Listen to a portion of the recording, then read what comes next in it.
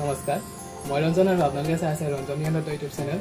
এটা mobile order কৰিছিলোঁ ফ্লিপকাৰ্টত Honor 90 সো মোবাইলটো আজি আহি পাইছে আৰু এতিয়া আনবক্সিং কৰিব ওলাইছো আৰু আপোনালোকৰ এই ভিডিঅটো শ্বেয়াৰ কৰি দিছো যদি আপোনালোকে মোবাইলটো ল'ব বিচাৰে তেন অফাৰ চলি আছে 28500 হয় ভিডিঅ ডেসক্ৰিপচন লিংক দি থোৱা হ'ব আপোনালোকে তাত গৈ বাই কৰিব পাৰে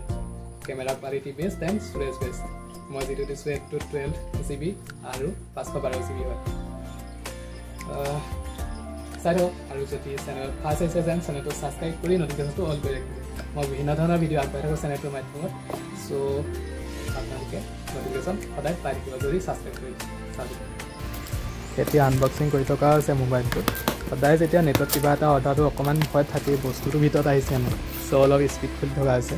আৰু এইটোৱে মোবাইলটো Honor 90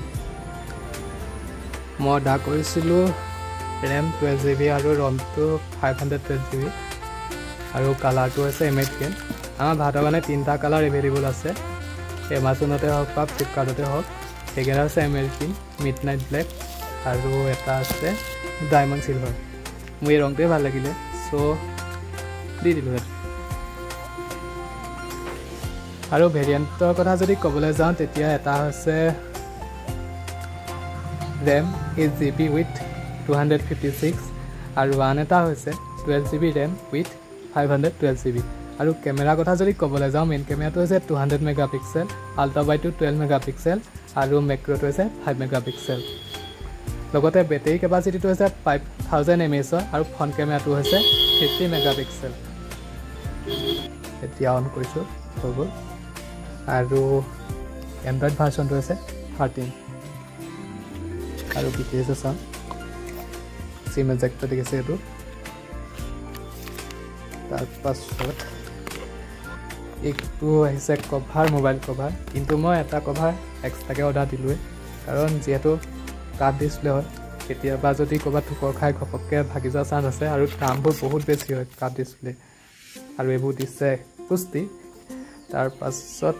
বাট ডাটা কেবল পাত হৈছে 6 এম্পিয়াৰ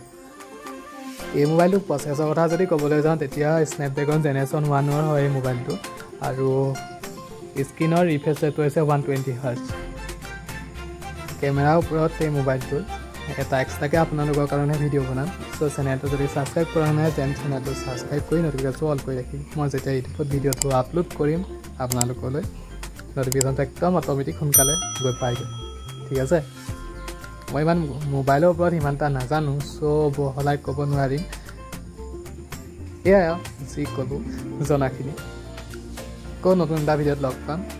গতিকে আজিলৈ ধন্যবাদ টেক কেয়াৰ